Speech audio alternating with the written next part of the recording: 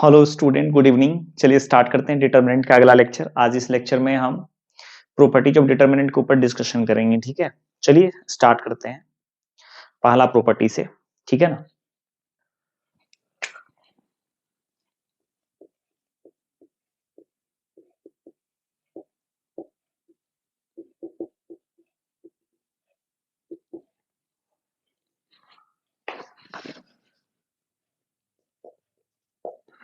पहला प्रॉपर्टी देखिए क्या है। The value of determinant remains unchanged when when rows are changes into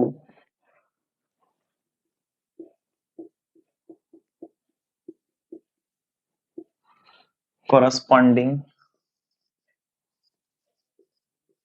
columns। ठीक है, अब देखिए ये क्या कहना चाहता है। ये प्रॉपर्टी ये कहना चाहता है कि the value of determinant remains unchanged when rows are changes into corresponding columns. कहने का अर्थ ये है, इसका जो तात्पर्य है, ठीक है, वो ये कहना चाहता है कि किसी भी डिटर्मिनेंट के वैल्यू में कोई चेंजिंग नहीं आएगा। ठीक है, यदि डिटर्मिनेंट के रोज को corresponding कॉलम में इंटरचेंज कर दिया जाए तो। जैसे आपको थोड़ा सा यहाँ समझा देते हैं ये क्या कहना चाहता है। A1 A2 B1 B2 to order का डिटर्मिनेंट ले लेते हैं सबसे पहले।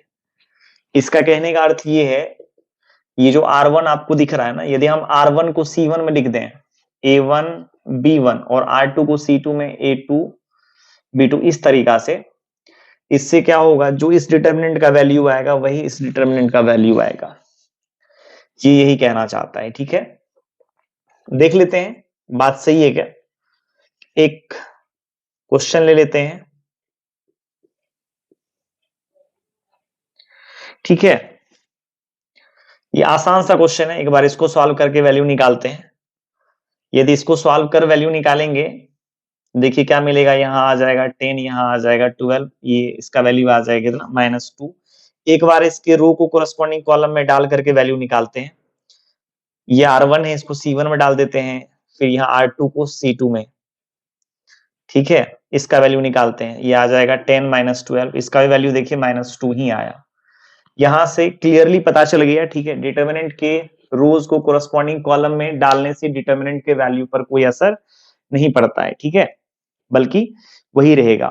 हिंदी मीडियम वाले बच्चों के लिए थोड़ा सा इसको हम हिंदी में इसी चीज को ट्रांसलेट कर देते हैं। ठीक है, इसमें ये इसका कहने का अर्थ ये है, डिटर्मिनेंट के मान में, है ना, कोई चेंजिंग नहीं आता है, कोई बदलाव नहीं आएगा यदि डिटर्मिनेंट के रोज को, जितना भी रोज है, ठीक है, सभी को उसके संगत कॉलम्स में डाल दिया जाए तो।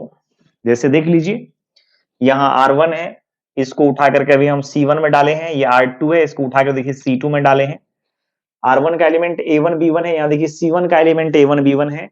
R2 का एलिमेंट A2 B2 है, यहाँ देखिए C1 का एलिमेंट A2 B2 है। ठीक है, ऐसा करने से डिटर्मिनेंट के वैल्यू पर कोई असर नहीं पड़ता है। कहीं कहीं सिद्ध करने के लिए आपको रहेगा प्रूफ, जब देगा दिया जाएगा करने के लिए, ठीक है, प्रूव करने के लिए दिया जाएगा, उस टाइम पे कुछ कभी कभी इस टाइप का प्रॉपर्टी वहां लगाना पड़ेगा, तब जाकर के आंसर आएगा आपको। ठीक है, इस वजह से ये बहुत ही आसान प्रॉपर्टी है, कोई भारी नहीं है। ठीक है ना। अब 3 ऑर्डर का ले लेते हैं।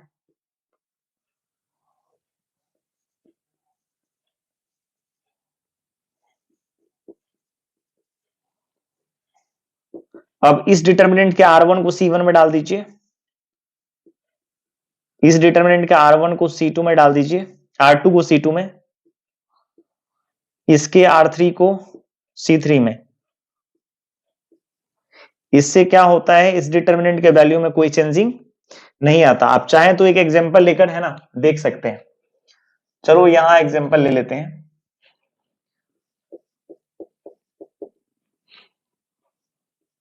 2 3 1 4 2 4 ही ले लेते हैं। चलो 5 1 3। इस डिटर्मिनेंट का वैल्यू निकाल लेते हैं, यहां पर सारस रूल से ही निकाल लेते हैं। ये आ जाएगा 12 प्लस 4 तिया 12 पंच 60 प्लस 4, फिर यहां माइनस, ये हो जाएगा क्या 10, फिर इसको इससे करेंगे 4 तिया 12 तिया 36, फिर प्लस, फिर इसको इससे करेंगे तो यहां आ जाएगा क्या 8 आ जाएगा। ठीक है, अब यहां देखिए 12 4 16 और 60 करेंगे। अच्छा ऐसा करते हैं, रहने देते हैं इतना ही, ठीक है। इंटरचेंज करके यदि हम लाएंगे और उस डिटर्मिनेंट का जब हम वैल्यू निकालेंगे सारस रूल से, यदि इसी प्रकार से और इसी टाइप से दिखाएगा तो हम समझ जाएंगे कि मेरा जो है क्वेश्चन सही है। अब चलो एक डिटर्मिनेंट डेल्टा वन हम निकाल लेते हैं। डेल्टा वन वो डिटर्मिनेंट है जिसके रोज को कोरस्पॉन्डिंग कॉलम में डाल करके बनाया गया है। ये R1 है, इसको हम क्या करते हैं C1 में डाल देते हैं। ये R2 है, इसको C2 में 3 2 1, ये R3 है, इसको C3 में। अब इस डिटर्मिनेंट का वैल्यू निकालते हैं, चलिए। ये आ जाएगा 12 प्लस, फिर इसको ऐसे करेंगे 4, फिर 4 तिया 12 पंच 60, फिर माइनस, फिर इसको ऐसे करेंगे 10, फिर 4 2 1 8, फिर यहां आ जाओ, फिर 4 तिया 12 तिया 36। अब यहां आप देख सकते हैं 12 4 और 60 है ना, फिर यहां देखिए 10, फिर यहां 8, फिर यहां 36, दोनों का वैल्यू सेम आया है। आप यदि इसका वैल्यू निकालेंगे, इसका वैल्यू निकालेंगे तो सेम निकलेगा, वैसे दिख रहा होगा आपको, ठीक है ना। ये फोर्थ ऑर्डर फिफ्थ ऑर्डर सभी के लिए सही है। A1 A2 A3 A4 B1 B2 B3 B4 C1 C2 C3 C4 D1 D2 D3 D4।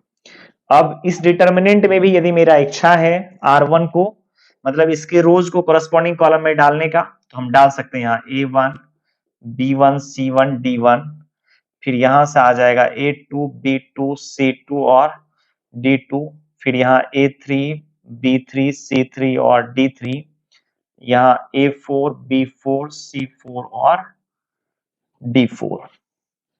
ठीक है, ऐसा करने से डिटर्मिनेंट के वैल्यू पर कोई असर नहीं पड़ता है। फिर से एक बार देख लीजिए, ये प्रॉपर्टी का क्या कहने का अर्थ है, ये कहना चाहता है यदि किसी डिटर्मिनेंट के है ना रोज को कोरस्पॉन्डिंग कॉलम में डाल दिया जाए, ठीक है, और उससे एक नया डिटर्मिनेंट बना लिया जाए, तो इससे डिटर्मिनेंट के वैल्यू पर कोई असर नहीं पड़ने वाला है। ठीक है, चलिए आगे बढ़ते हैं।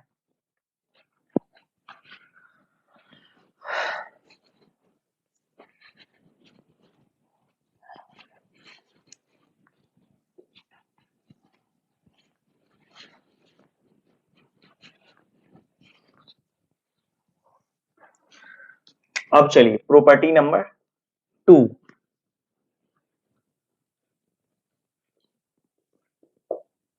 इफ या the value of determinant is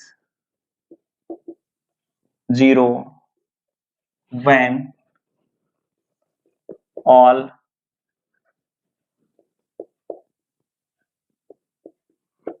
elements of any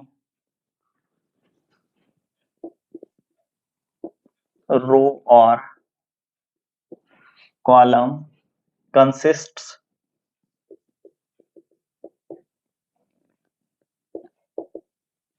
zero. अब देखो ये दूसरे नंबर में ये क्या कहना चाहता है, कह रहे the value of determinant is zero when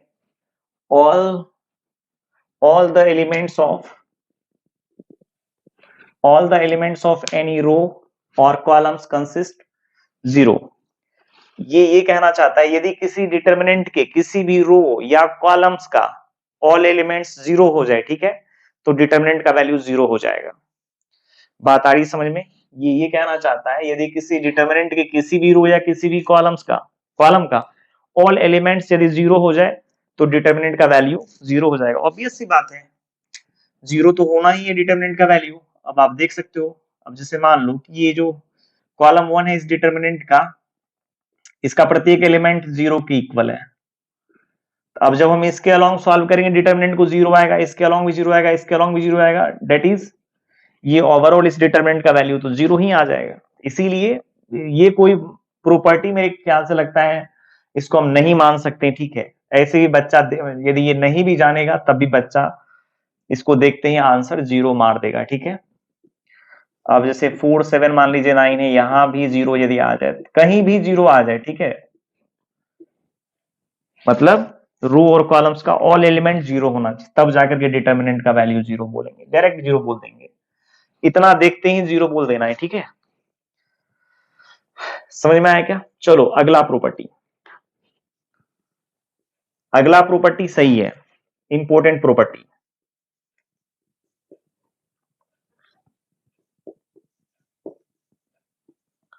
the value of determinant is 0 when any two rows or columns of any two rows or columns are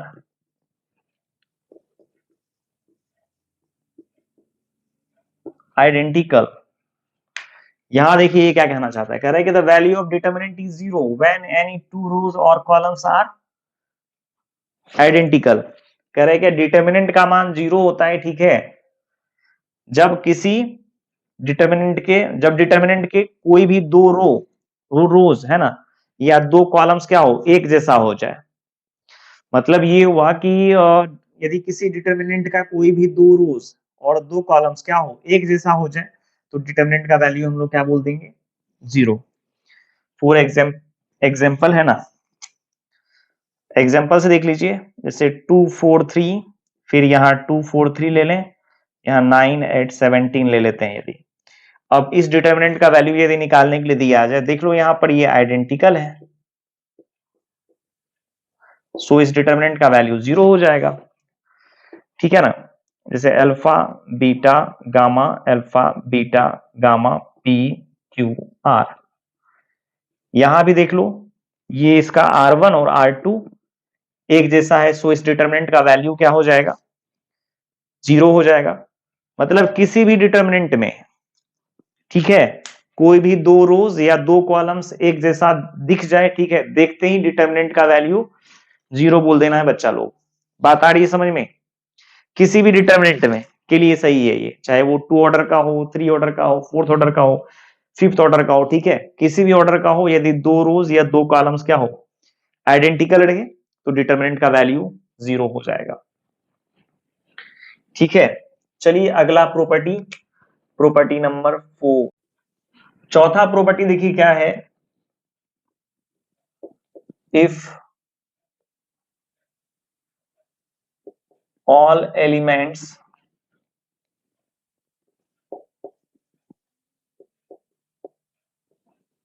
of any row or column of a determinant is multiplied by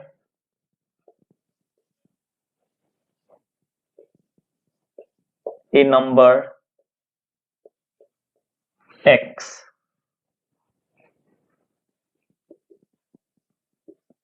then we can take x as common along that row और column. बात आ रही है समझ में? अब देखिए क्या कहना चाहता है, कह रहा है कि यदि किसी डिटर्मिनेंट के किसी भी रो या किसी कॉलम में, कॉलम के ऑल एलिमेंट्स में यदि कोई नंबर गुना किया हुआ रहे, ठीक है, उस नंबर को उस रो या उस कॉलम से कॉमन कर सकते हैं। फिर से समझिएगा इस बात को, ये क्या कहना चाहता है। ये कहना चाहता है यदि किसी डिटर्मिनेंट के किसी रो या किसी कॉलम के ऑल एलिमेंट्स में कोई नॉन जीरो नंबर या कोई नंबर यदि गुना किया हुआ रहे, ठीक है, तो उस डिटर्मिनेंट के उस रो और उस कॉलम से उस नंबर को कॉमन कर सकते हैं। ठीक है, यही कहना चाहता है ये प्रॉपर्टी। एग्जांपल से आपको समझा देते हैं। अब जैसे मान लीजिए एक जगह लिखा हुआ है x into alpha, x into beta, x into gamma, फिर यहां ले लेते हैं a b c l m n। ठीक है, तो इस डिटर्मिनेंट के R1 को देखिए आप गौर से। इस डिटर्मिनेंट के R1 में जब आप देखेंगे, देखिए R1 के हर एक एलिमेंट में x से गुना किया हुआ है, ठीक है, तो यहां हम क्या कर सकते हैं, x को कॉमन कर सकते हैं R1 के अलोंग। x को क्या करेंगे, कॉमन कर देंगे R1 के along alpha, beta, gamma, a b c l m n।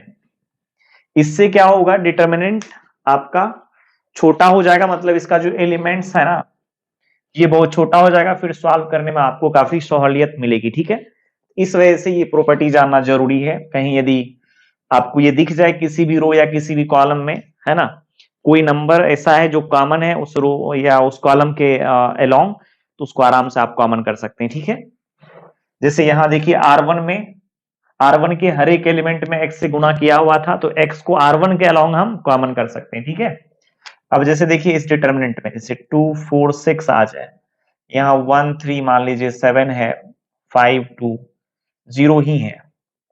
ठीक है, इस डिटर्मिनेंट के कॉलम 1 को आप देखिए। कॉलम 1 को जब आप देखेंगे, कॉलम 1 में देखिए क्या है, 2 4 6 है, आराम से कॉलम 1 से हम 2 को कॉमन कर सकते हैं। ठीक है, तो कॉमन कर लीजिए, तो यहां देखो क्या बचेगा, 1 2 3, फिर 1 3 7, फिर 5 2 0। अब आसानी से इस डिटर्मिनेंट को सॉल्व किया जा सकता है। ऐसे इसको भी सॉल्व करना कोई भारी बात नहीं है। कभी जब डेटा बड़ा बड़ा रहेगा उस टाइम पे आपको महसूस होगा। जैसे देखिए अब आगे बढ़ जाते हैं।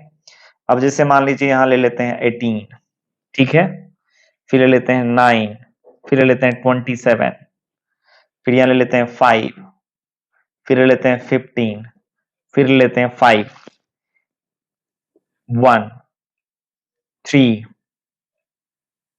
फिर 1 ले लेते हैं। चलिए, अब यदि इस डिटर्मिनेंट को यदि मेरे को सॉल्व करना हो, यदि हम सारस रूल लगाएंगे, आप ध्यान दीजिएगा जरा, यहां पर सारस रूल लगाएंगे तो 18 और 15 को गुना करना पड़ेगा एक बार।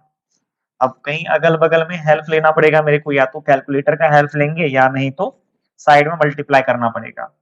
अब आप फिर सोचिए, जब हम 5 3 और 27 को मल्टीप्लाई जिस टाइम पे करेंगे, है ना, जिस टाइम में करेंगे उस टाइम में कितना बड़ा डेटा आपको आपके सामने आ जाएगा। ठीक है, फिर बगल में आपको मल्टीप्लाई करना पड़ेगा इस चीज को। ठीक है, यदि गौर से देखा जाए तो एक चीज आपको यहां दिख रहा होगा, देखिए इस रो के इस कॉलम में देखिए C1 में 9 देखिए कॉमन दिख रहा है सभी में।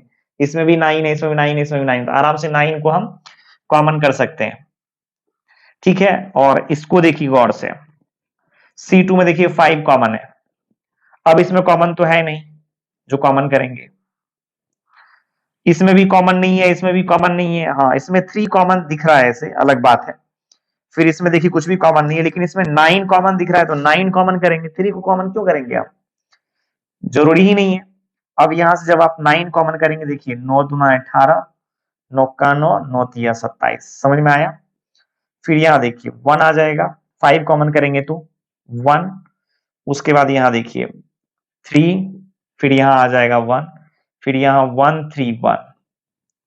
ठीक है, अब ऐसा जब हम इस तरीका से जब कर लिए हैं, ठीक है, तब देखिए यहां पर ये दोनों एक जैसा दिख रहा है, आइडेंटिकल दिख रहा है।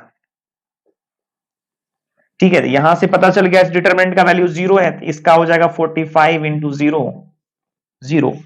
अभी देखिए यदि इस डिटरमिनेंट को हम सॉल्व करते, ठीक है, तो काफी परेशानी का सामना करना पड़ता। अब इसको मल्टीप्लाई करो, इसको करो, फिर देखो 27 और 15 को मल्टीप्लाई करना पड़ता, फिर 5 3 और 18 को मल्टीप्लाई करना पड़ता, थोड़ा सा भारी हो जाता। ठीक है, लेकिन जैसे ही इस प्रॉपर्टी का हम यूज किए, और ये प्रॉपर्टी हमें ये चीज सिखाता है कि यदि किसी भी डिटर्मिनेंट के किसी भी रो या किसी भी कॉलम में कोई भी नंबर यदि दिख रहा है कॉमन लेने वाला है तो आराम से उसको बच्चा लोग कॉमन कर लो। ठीक है, यही चीज ये सिखाता है। बाद में किसमें और क्या है, यदि मान लो आप ठान ही लोगे कि नहीं मेरे को मल्टीप्लाई करने में ही मजा आएगा, तभी डिटर्मिनेंट का वैल्यू 0 आएगा बच्चा लोग। ठीक है, तो इस चीज के ऊपर थोड़ा सा ध्यान देना है। यदि कॉमन लेने वाला यहाँ पर कंसेप्ट आप समझ चुके हैं, ठीक है, और लग रहा है कॉमन ले लेंगे, डिटर्मिनेंट मेरा काफी आसानी से मेरे हाथों में आ जाएगा, तो आराम से आप कॉमन कर लो। ठीक है, समझ में आ रही है बात? चलो और भी क्वेश्चंस इसके ऊपर ट्राई करते हैं।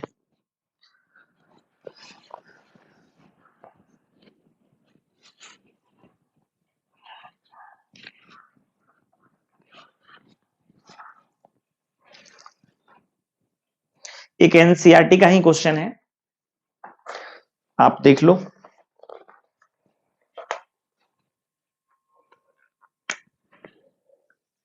क्वेश्चन देखो क्या है, prove that -a² ba ca फिर ab -b² cb ac bc c² is equal to 4a² b² c²। ठीक है, इस क्वेश्चन को देखिए अच्छे से।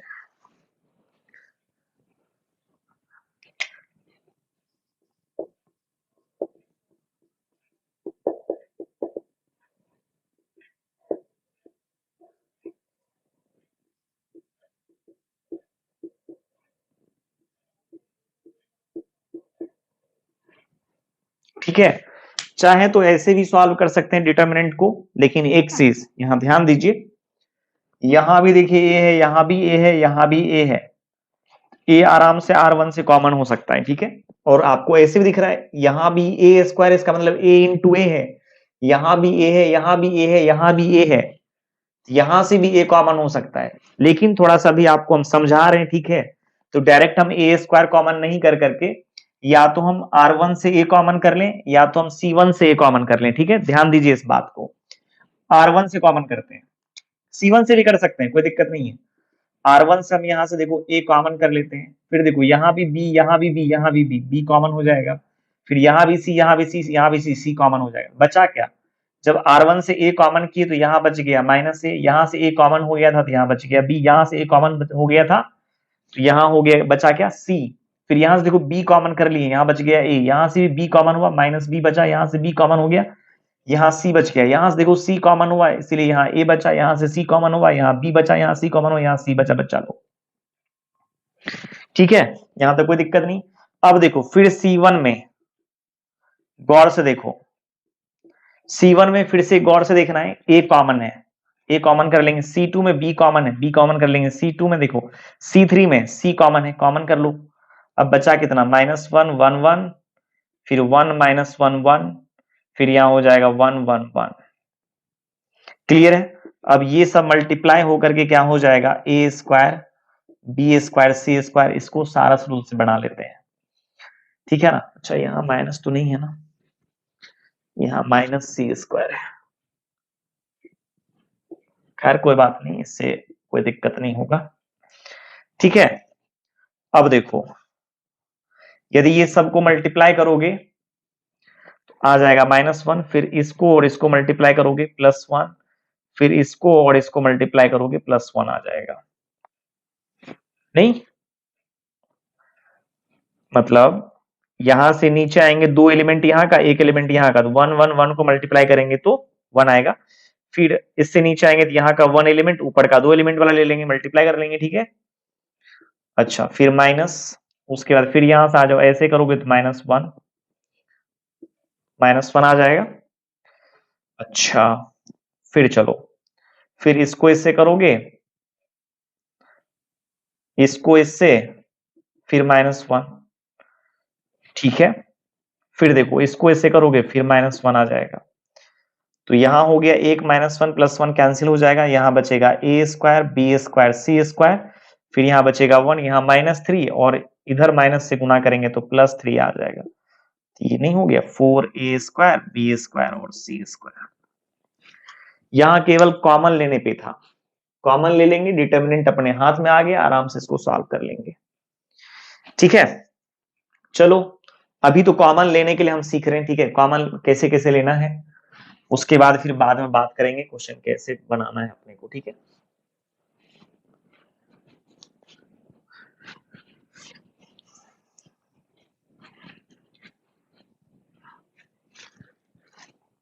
अब जैसे यहां देखो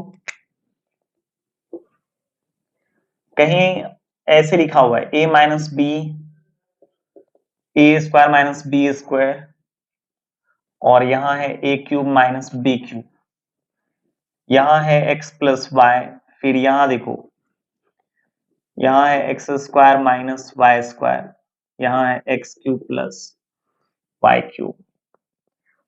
यहां रहने दो, यहां कुछ भी कर लेते हैं, LMN ही ले लेते हैं। अभी मेरे को केवल ये देख करके चलना है, ठीक है, कॉमन कैसे लेना है डिटरमिनेंट के किसी भी रो या किसी भी कॉलम से। ये यदि आप सीख जाते हैं तो कोई दिक्कत नहीं है, बड़ा बड़ा क्वेश्चन आप आसानी से कर लेंगे। अभी हम आपको सिखा रहे हैं, ठीक है, अभी आपको सीखते चलना है। बस आज हम इस लेक्चर में इतना ही रखेंगे, ठीक है। अगला लेक्चर जैसे हम अगला लेक्चर में यहाँ से आगे जैसे चार चार गो प्रॉपर्टी इस लेक्चर में हम करा चुके हैं, ठीक है, चार से आगे 5 6 7 है ना, 3 प्रॉपर्टी उसमें भी कराएंगे। मेरे को लगता है 3 में कहानी खत्म हो जाएगा प्रॉपर्टी का, 7 प्रॉपर्टी मैक्सिमम हो गया, ठीक है, क्वेश्चन को बनाने के लिए। चलो अब यहां देखो, यहां कुछ कॉमन हो सकता है क्या? यहां देखो a माइनस बी है, यहाँ ए स्क्वायर माइनस बी स्क्वायर का फॉर्मूला होता है a minus B into A plus B, देख लेते हैं। और ए क्यूब माइनस बी क्यूब का यदि कॉमन लेने वाला कहानी जब सामने आ जाए तो फैक्टर फॉर्मूला लगाना है, a minus B into a square plus A B plus B square. ठीक है, यहां देखो यहां पर है एक्स प्लस वाई, फिर यहां भी फैक्टराइज करोगे X minus Y into X plus Y हो जाएगा बच्चा लोग, फिर यहाँ x प्लस वाई इंटू हो जाएगा क्या X square minus X Y plus Y square, सही है क्या? फिर यहाँ l, यहाँ m, और यहाँ हो जाएगा क्या n। फिर अब यहाँ देखो क्या क्या कॉमन आ रहा है, देखते हैं। यहाँ a माइनस बी है, यहाँ a माइनस बी है, यहाँ a माइनस बी, इसका मतलब R1 में है ना, R1 से a माइनस बी कॉमन करना है अपने को। R1 के हर एक एलिमेंट में a माइनस बी कॉमन है, ठीक है, तो R1 से a माइनस बी कॉमन कर सकते हैं। चलो फिर देखो R2 में भी x प्लस वाई है, x प्लस वाई है, x प्लस वाई वाई है, ठीक है, तो R2 से हम लोग क्या करेंगे, x प्लस वाई को कॉमन कर लेंगे। अब कॉमन नहीं होने वाला है, कहीं से भी कुछ भी कॉमन नहीं होगा, ठीक है ना। तो अब देखो यहाँ बचा क्या, a माइनस बी निकल गया तो बच गया 1, यहाँ से a माइनस बी निकल गया तो बचा कितना a प्लस बी, यहाँ से a माइनस बी निकल गया तो a square plus A B plus B square बचेगा। यहाँ से देखो x प्लस वाई निकला तो 1 बचा, यहाँ से x प्लस वाई निकला तो x माइनस वाई बचा, यहाँ से x प्लस वाई निकला तो X square minus X Y plus Y square बचेगा, यहाँ l, यहाँ m, यहाँ n। आ रही बात समझ में? बस अब तुम फिर कहोगे इस डिटरमिनेंट को कैसे सॉल्व करना है, ये मेरे ऊपर छोड़ दो, ठीक है, अभी खाली कॉमन करने के लिए सीखना है तुम्हें, कॉमन कैसे किया जाता है। बहुत सारा क्वेश्चन आगे है करने के लिए, ठीक है, कम से कम मिनिमम 50-60 क्वेश्चन हम करेंगे, है ना, इस टाइप के क्वेश्चन का डिस्कशन करने वाले हैं, तो वहां बिल्कुल भी दिक्कत नहीं रहेगा, दिक्कत नहीं होगा, ठीक है ना। तो ये समझ में आया। अब देखो इस टाइप से भी रह सकता है, कभी कभी बच्चा अटक जाता है यहाँ पर, जैसे 0 0 1, यहाँ यदि a माइनस बी हो जाए, यहाँ a square minus B square हो जाए, यहाँ b minus C, B square minus C square, यहाँ मान लो c, यहाँ c स्क्वायर, ठीक है। अब इस क्वेश्चन को देखो कैसे करना है, क्वेश्चन करो या ना करो उससे मुझे कोई दिक्कत नहीं है, बट कॉमन लेने के लिए आपको इस प्रॉपर्टी के हेल्प से इस लेक्चर में सीखना है आपको, ठीक है। बाद बाकी जो आप 3 प्रॉपर्टी देखें उसमें से खाली 1 नंबर का प्रॉपर्टी इंपॉर्टेंट है, 2 नंबर का तो बिल्कुल नहीं है, किसी भी डिटर्मिनेंट के किसी रो या किसी कॉलम का ऑल एलिमेंट्स यदि 0 हो जाए तो उस डिटर्मिनेंट का वैल्यू 0 हो जाता है, बच्चा को पहले से पता है ये चीज। तीसरा नंबर का जो प्रॉपर्टी है, किसी भी डिटर्मिनेंट का कोई भी 2 रोज या 2 कॉलम्स एक जैसा हो जाए तो उस डिटर्मिनेंट का वैल्यू 0 बोल देते हैं। और चौथा नंबर का जो प्रॉपर्टी अभी बोले हैं, किसी डिटर्मिनेंट के किसी भी रो या किसी भी कॉलम में कोई यदि नंबर मल्टीप्लाई किया हुआ दिखे, ठीक है, उस डिटर्मिनेंट के उस रो या उस कॉलम से उस नंबर को कॉमन कर सकते हैं, ठीक है। तो वही चीज यहाँ पर है, देख लो, यहाँ a माइनस बी है, यहाँ ए स्क्वायर माइनस बी स्क्वायर है, तो आराम से ए स्क्वायर माइनस बी स्क्वायर का जब फॉर्मूला लिखेंगे तो उस टाइम पे क्या हो जाएगा, a minus B into A plus B, तो a माइनस बी दिख जाएगा यहाँ।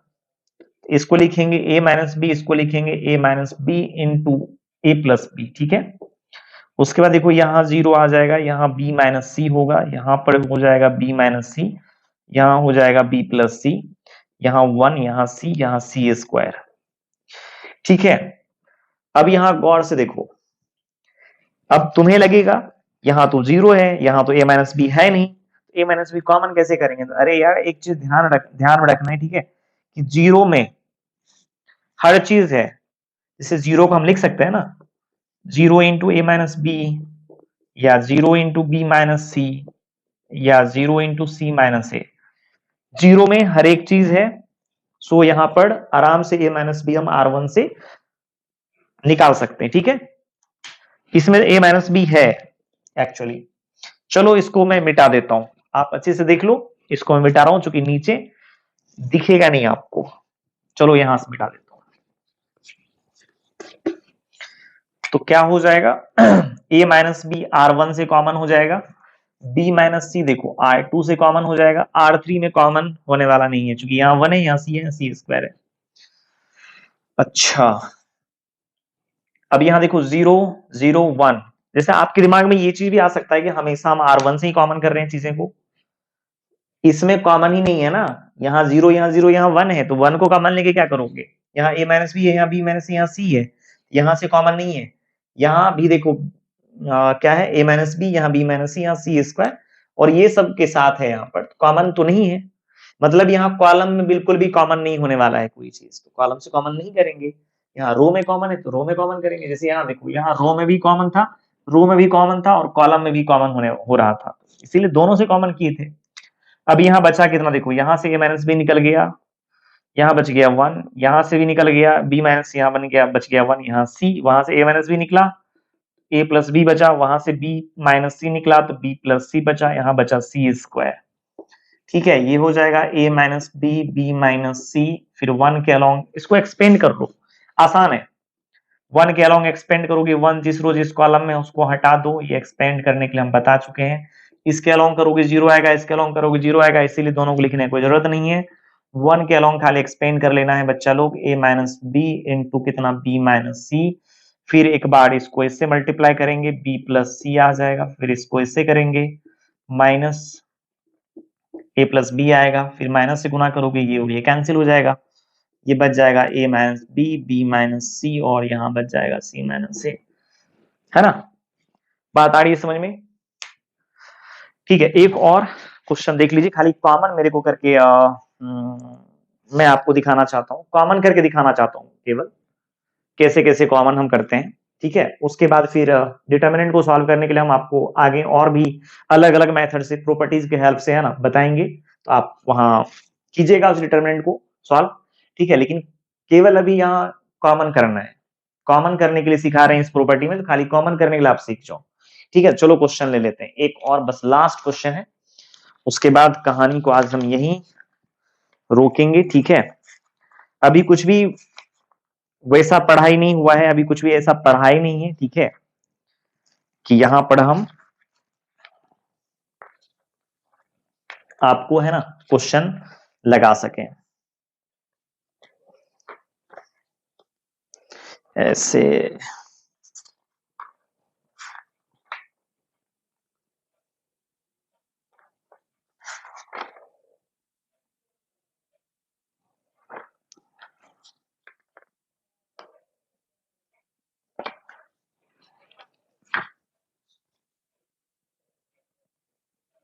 हम्म, हम्म,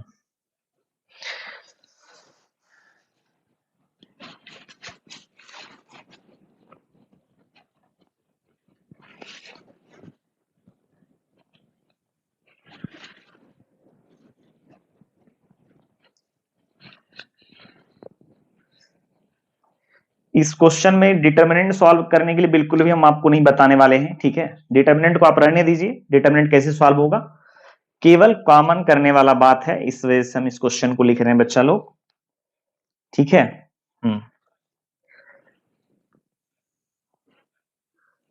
यहां देखो, यहां लिखा हुआ है 1 2x 3x into X minus 1,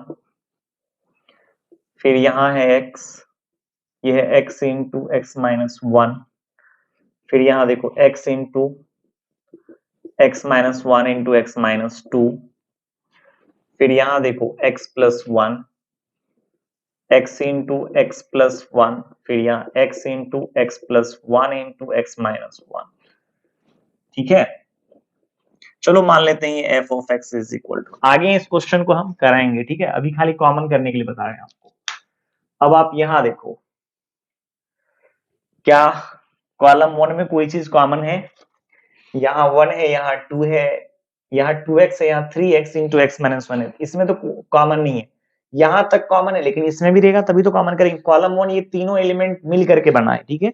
अब ये नहीं कि दोनों से कॉमन कर लेंगे, इसमें नहीं है तो कोई दिक्कत नहीं है, नहीं दिक्कत हो जाएगा बेटा, ठीक है। जब तक ये कॉमन तीनों में नहीं रहेगा सेम चीज, तब तक हम कॉमन नहीं कर सकते, ठीक है। अच्छा, लेकिन यहां देखो, यहां कॉमन हो जाएगा। यहां क्या कॉमन है? x यहां भी है, x यहां भी है, x यहां भी है, ठीक है। अच्छा, उसके बाद फिर आगे बढ़ते हैं। फिर यहां देखो x plus one, x plus one, x plus one, x plus one भी कॉमन है, ठीक है। इससे बढ़िया है कि हम R1 के अलोंग कॉमन करें। R1 के अलावा देखो कॉमन करने से क्या होगा, जैसे यहां से देखो x निकाल लेंगे, यहां से x इंटू एक्स माइनस 1 निकाल लेंगे। क्यों, कैसे? यहाँ x है, यहाँ x है, यहाँ x है, तो फिर से एक x निकल गया, ये x ये वाला x है। आ रही बात समझ में? ये वाला x है ये। अब यहां से देखो, यहां भी x है, यहां भी x है, यहां भी x है, तो x निकल जाएगा, यहां x माइनस 1, यहां भी x माइनस 1, यहां भी x माइनस 1 है, ठीक है। तो यहां से क्या हो जाएगा, x माइनस 1 निकल जाएगा, ठीक है। एक चीज और देखिए, अब गौर से देखना है इस कॉलम को, कॉलम 3 को। x प्लस 1 यहां भी है, x प्लस 1 यहां भी है, x प्लस 1 यहां भी है, x प्लस 1 भी कॉमन हो जाएगा, ठीक है। अब जो रेस्ट बच गया उसको आप लिख लो, चूंकि 1 यहां से x निकाल लिए थे, 2 बचेगा, यहां से x इंटू एक्स माइनस 1 निकाले हैं, इसका मतलब यहाँ केवल 3 बचेगा।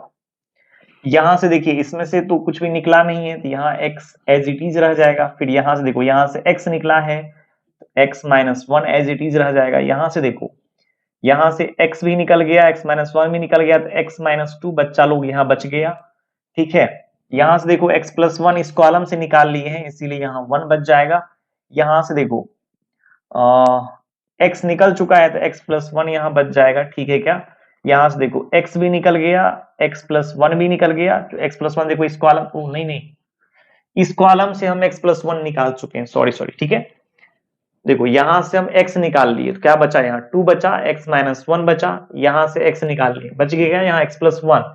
इस कॉलम से x प्लस 1 निकाल लिए, यहाँ तो बच जाएगा 1 ही ना केवल। यहां से देखो, इस यहां से x प्लस 1 निकल गया, तो बचा x into X minus 1, x minus 1, x into X minus 1 यहां से निकल गया, बच गया यहाँ कितना, 1। चाहे तो इस डिटर्मिनेंट को हम सॉल्व कर सकते हैं सारस रूल से, ठीक है, चाहो तो कर सकते हो, कोई दिक्कत नहीं, कर लो। ये देखो हो जाएगा एक्स स्क्वायर, ये a minus B into A plus B, A square minus B square, ठीक है। अब इसको ऐसे कर लेते हैं, ये आ जाएगा x माइनस 1, ठीक है।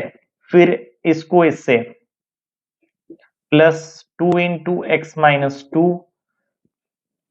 फिर इसको इससे प्लस 3x, फिर माइनस, इसको इससे करेंगे 3 इंटू एक्स माइनस 1 हो जाएगा, फिर इसको इससे करेंगे प्लस 2x हो जाएगा, फिर इसको इससे करेंगे प्लस x माइनस 2 हो जाएगा। चलो यहाँ छोटी ब्रैकेट भी दे देंगे, काम चल जाएगा अपना। अच्छा, बड़ी ब्रैकेट, अब ये हो जाएगा एक्स स्क्वायर, ये हो जाएगा एक्स स्क्वायर माइनस 1, ये देखो x minus 1 plus 2x minus 4 plus 3x,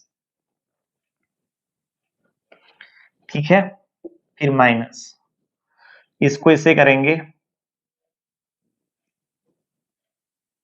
3x minus 3 plus 2x plus x minus 2। ये देखो x square into x square minus 1, ये कितना आ जाएगा 6x माइनस 5, और फिर यहां भी देखो ये आ जाएगा माइनस 6x प्लस 5 हो जाएगा, सब कट करके हो जाएगा इसका 0, पूरा का वैल्यू कितना हो गया 0 हो गया। ठीक है, और भी आसान तरीका है इसको करने का। ठीक है, कम टाइम में आपको इसका सॉल्यूशन निकालने के लिए हम आपको आगे बताएंगे। ठीक है ना, कैसे कम टाइम में इसको हम लोग सॉल्व कर सकते हैं आसानी से। ठीक है, चलिए चलते चलते एक बार फिर से रिवाइज कर लें। पहला नंबर का प्रॉपर्टी क्या था कि डिटर्मिनेंट के किसी डिटर्मिनेंट के रोज को कोरस्पॉन्डिंग कॉलम में इंटरचेंज करने से, कॉलम्स में इंटरचेंज करने से डिटर्मिनेंट के वैल्यू पर कोई असर नहीं पड़ता है, बल्कि वही रहता है। ठीक है, नंबर 2 वाला प्रॉपर्टी था किसी डिटर्मिनेंट के किसी भी रो या किसी भी कॉलम का ऑल एलिमेंट्स यदि 0 हो जाए तो डिटर्मिनेंट का वैल्यू क्या हो जाता है 0 हो जाता है। फिर तीसरा नंबर का प्रॉपर्टी था कि किसी भी डिटर्मिनेंट का कोई भी दो रोज या दो कॉलम्स एक जैसा हो जाए तो डिटर्मिनेंट का वैल्यू 0 हो जाएगा। चौथा नंबर का प्रॉपर्टी था किसी डिटर्मिनेंट के किसी रो या किसी कॉलम्स के, है ना, कॉलम के ऑल एलिमेंट्स में सेम चीज यदि गुणा किया हुआ रहे या कॉमन दिख जाए, कॉमन है, ठीक है, उसको उस रो या उस कॉलम से कॉमन कर सकते हैं। फिर से एक बार, किसी डिटर्मिनेंट के किसी रो या किसी कॉलम के ऑल एलिमेंट में यदि सेम चीज गुणा किया हुआ रहे, ठीक है, तो उस चीज को उस रो या उस कॉलम से कॉमन कर सकते हैं। ठीक है, बात आ रही है समझ में? चलो आज इतना ही। जो भी आज हम आपको समझाए हैं, ठीक है, उसको थोड़ा सा अच्छे से नोट कर लीजिएगा कॉपी पर। ठीक है ना? आगे जो प्रॉपर्टी हम लेकर के आएंगे अगला लेक्चर में, उसमें भी केवल प्रॉपर्टी ही होगा, छोटा छोटा क्वेश्चन सब होगा जैसे अभी यहाँ हम लगा करके आपको दिखाए हैं। और उसके बाद मतलब ये जो आगे आज लेक्चर शायद 4 है, 5 लेक्चर तक प्रॉपर्टी का ही डिस्कशन होगा। ठीक है, और 6th लेक्चर से हम लोग प्रॉब्लम स्टार्ट करेंगे। ठीक ना, अच्छे से अच्छे प्रॉब्लम का डिस्कशन करना, वहां से है ना, प्रॉब्लम प्रैक्टिस भी अच्छे से हो जाएगा आपका। 6, 7, 8 लेक्चर तक में हम डिटर्मिनेंट को खत्म करने का प्रयास करेंगे। ठीक है, तब तक के लिए जितना भी आपको पीछे पढ़ाया गया है रिवाइज कर लीजिए। जब तक आपका इधर वाला रिवीजन उतना अच्छा नहीं होगा फिर आगे आप अच्छा नहीं कर सकते हैं। ठीक है, खास करके आज का जो प्रॉपर्टी जितना भी 3-4 कराया गया है, ठीक है, इसको आपको हमेशा जुबान पे रखना पड़ेगा। चलिए आज इतना ही। ठीक है, थैंक यू, बाय बाय।